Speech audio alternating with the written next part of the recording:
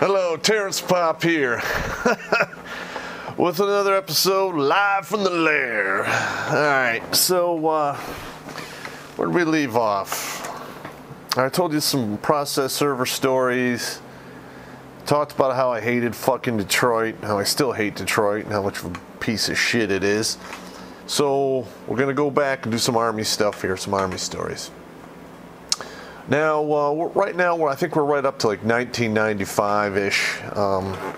And that was pretty much when 12th Group Special Forces and there's a couple other groups that were in the Army Reserves were somehow basically deactivated. Apparently, there was some kind of meeting of the minds where the Army Reserve decided it was going to get rid of all of its combat MOSs, and that would be given to the National Guard, which, in my opinion, just absolutely fucking is bullshit. But hey, what are you gonna do?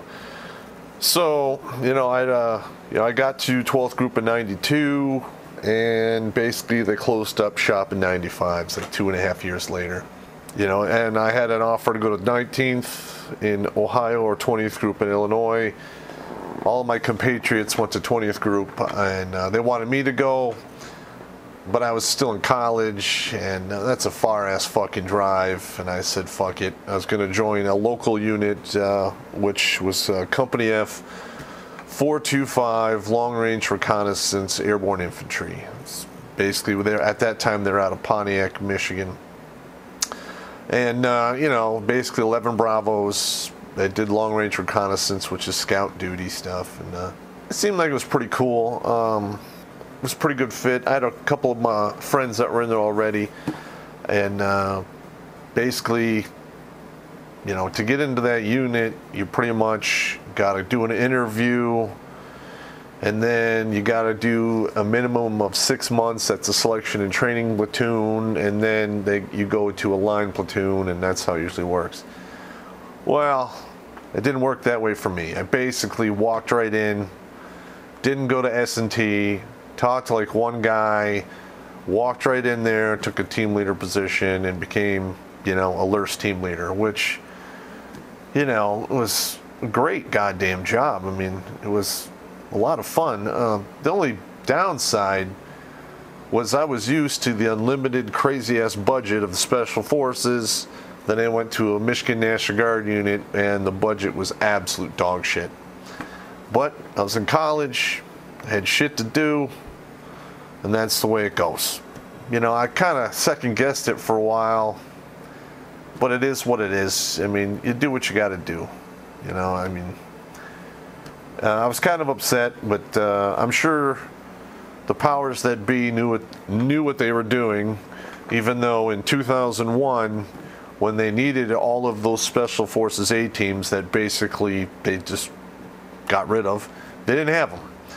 So they got rid of, I think it was in all of 12th Group, I would say there was somewhere in the neighborhood of 165 A teams, and then all of the supporting personnel, equipment, and all the bullshit that went along with it was gone. That was a huge hit, and I'm sure that there were people throwing a fit about that once 9/11 happened, and they started sending teams to Afghanistan, and they realized that, hey, this is going to go on a lot longer than 2 or 3 years. And in fact, it's still going on. I don't know what kind of drug deal they cooked up with the National Guard Bureau, because there was really almost no money spent in the National Guard unit that I was in. I mean, it was very little. I mean, we were using commo equipment in the mid to late 90s, and even into the 2003, that we could talk to a 1970s Army with. We had none of the modern shit. Our weapons, I mean, we went to Iraq with M60 machine guns when the rest of the Army was in M240. Well, I'll get to that one down the road. I mean, because that whole 1-year deployment in Iraq is going to probably take me it's going to take me a long time to go through that, because it was 365 fucking days of mayhem. So, I get in there, I do my deal. The 425 jumped about 4 times a year. They had their own rigger section. I got into the whole deal. It was a pretty good gig for what they had. Those guys were awesome. I mean, you know, I spent from 95 to 2005 in that unit, and I knew all those guys. I knew their families, knew their girlfriends, ex-girlfriends, wives, ex-wives, their I mean, it was like a true family kind of thing. It was beyond anything you get on active duty. You know, on active duty, you're at a unit for 2 years, you move on to another one. Maybe in your career, you'll run into the same guy maybe two times max. You know, so I mean, in the National Guard unit, especially the 425, it was a really good deal. And the first AT I went with them, I went to Panama, the country of, and did jungle warfare school. Now, I had been to Panama, you know, before then, you know, when I jumped in with the Rangers. Then I had been there, you know, did a couple trips up there, you know, doing other things. And I actually went and checked out Rio Hato after the fact. And when I saw it, you know, in the early 90s-ish, when I was doing my stuff, it was all overgrown. I mean, you couldn't even tell it was even there. I mean, that jungle grows up really fast, especially when it's not maintained. And nowadays, it's some kind of resort. So I don't know what's going on now, but that's what I heard. Maybe I'll swing by there one day and check it out. You know, who knows? So, you know, usually when you do jungle warfare school, you get like 5 days. You know, you're on the ground like 5 days to acclimatize. Well, not us. So we land in Panama, unload our shit, move into the barracks. The next day, we get the briefing on the wildlife and all that other horse shit, you know, and a couple classes on life in the jungle and stuff like that. And the day after that, we're doing the land nav, you know, jungle land nav course. You know, as land nav courses go, it was pretty much run-of-the-mill kind of thing, except you're in the jungle. At every point, there was just a pile. Like, I'm not just talking like a small pile, I'm talking like a garbage heap pile of MRE and C-rat trash, where people just stopped, ate their stuff, and just threw it on the fucking ground. It was atrocious, but kind of funny at the same time. And, you know, I get, our teams are all there, and there's like, I think there were 6 or 7 teams from two different platoons. And I was waiting on a guy. So they give me my points, but I don't leave because I'm waiting for one of my guys to show up. He was having problems dealing with the chlorine. The water in Panama has a higher chlorine level, which turns a lot of people's asses into a water cannon. Me, it just fucked up the top end of the pipes, and I had to live on Pepto-Bismol. But some guys had hit the back end of their pipes and caused all kinds of problems. But because, you know, I was waiting around, you know, and I didn't leave, they had a lieutenant colonel, I believe he's from the 126 Infantry, shows up, and he wants to go along, you know, and there was one other guy there, and he just says, Popp, fuck you, and leaves, and now I'm stuck with a lieutenant fucking colonel that I have to take through this land nav fucking course. Fuck. So I'm like, okay, whatever. I'm just going to treat him like a grunt. You know, I'm like, all right, sir, just fall in, shut up. I don't want to hear it. So we're doing our deal. And one of the guys on my teams was a guy I was in the Rangers with, and we jumped into Panama. Not going to say his last name. But, you know, when you look at the guy, he was 5'8". At that particular time, he was like a solid 245, probably 3 to 4% body fat. You know, you could tell he was running on 8 cylinders, but he only had the radiator to cool a 6-cylinder motor. So and we weren't acclimatized, and you know, he was fucking up. So we're doing our points, and the whole time, you know, he's sweating like a storm. We stopped one time to refill his canteens and use the iodine tablets and so forth. And he drinks all that water like that. I give him my water, you know, and by the time he goes through my water, we're now at the 3rd point, And we're, down there in South America, if you're not out of the jungle by 4 o'clock, you're not getting out, because there is no evening. It is daylight, and then it just becomes dark, like, I don't know, in the span of like 10 fucking minutes. So my buddy, he all of a sudden, he's done. He falls out. He's laying on the ground screaming, and he yells like some horrible fucking shit.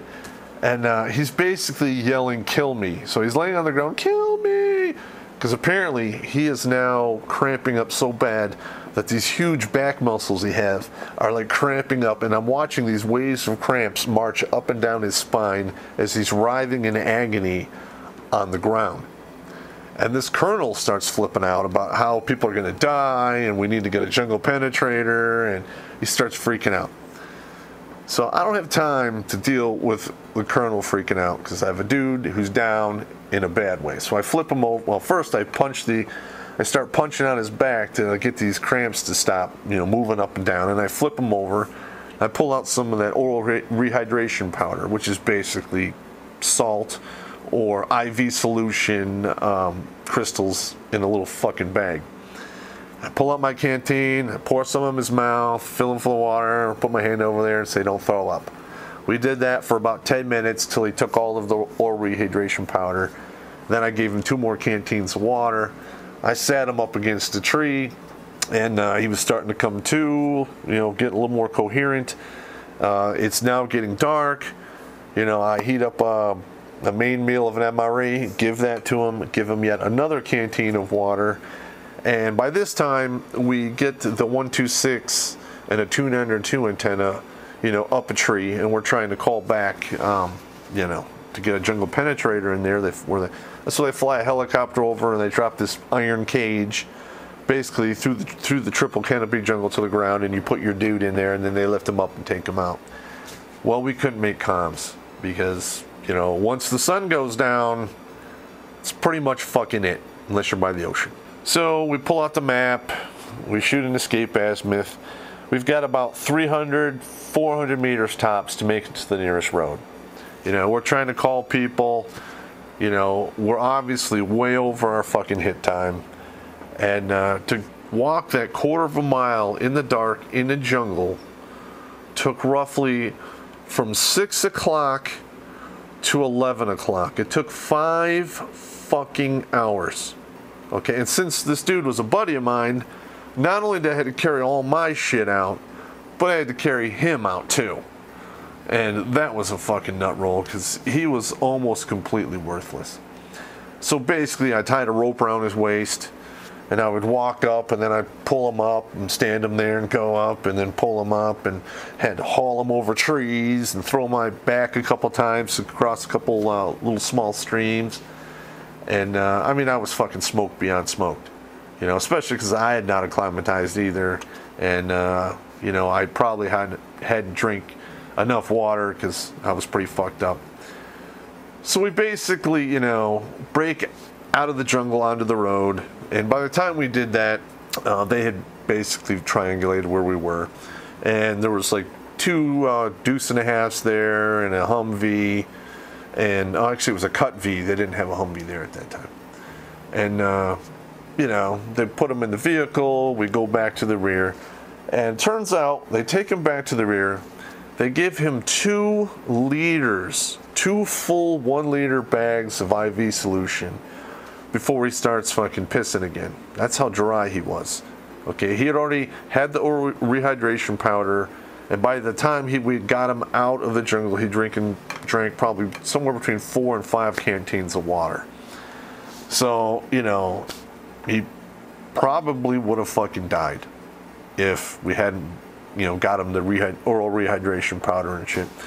And that colonel was like, "You guys are the best. You guys were so professional and calm under pressure. You got that guy out. You handle it. You guys can join my unit anytime, blah, blah, blah." And I'm like, "Yeah, great. Yeah, that's what I want to hear. I want to, be the Green Beret Airborne Ranger who had to go to a Lair Airborne unit because that's the only option he had, but yet then go one below that to a straight leg infantry unit. Thank you, but no thank you." That is what it is. You know, and another thing we would do, me and my buddy Pete did this a couple times. Now, in Panama, especially at the jungle warfare compound near the water, they have these land crabs that would come out of these holes at night, and they would go around and do their deal. And some of them, you know, were pretty big. And, you know, just got bored. So I had this big fucking stick. My buddy has a big stick. And we're out there just killing these fucking crabs. You know, like, they're splatting. It's a great time, you know. And our first sergeant comes out on the balcony of one of the barracks. He's like, "Hey, what are you doing?" And we're like, "Hey, we're killing these crabs." He's like, "Well, knock that shit off." I'm like, "No, all right." You're young and stupid. You know, it is what it is. But that was a good time. I should have probably cooked a few of those up and see if they were good eating, because they were actually fairly big. Okay, next one is boat operations. So in jungle warfare school, they have a Zodiac kind of thing where you all get on the Zodiac and you paddle out, and then you flip the Zodiac over, then you put it back right side up. Everyone gets back in, and then you paddle back. And you do it for time. And we had did this probably 3 or 4 times, and then we decided that the cadre were going to time us. So they come out, and we crushed their fucking times. Crushed it, just knocked it out of the fucking park. And they were like, "What unit are you guys? Where are you guys from?" "Well, we're just from the Michigan National Guard." And they're like, "Bullshit." We're like, "No, we are." We pulled all their stuff, showed them our orders. And they're like, "That's fucking amazing. I've never seen any National Guard do it that fast. In fact, you beat a lot of the units out here." I think we had the record up until we broke the record. That's what I was told. I didn't really see it or understand it, but you know, we did do it quite quickly, and it was pretty good. So anyway, that's the jungle war. That's half or 1/3 of the jungle warfare fucking stories, gentlemen. We're coming up on 18 minutes here, so I'm gonna sign off. You guys have a good evening.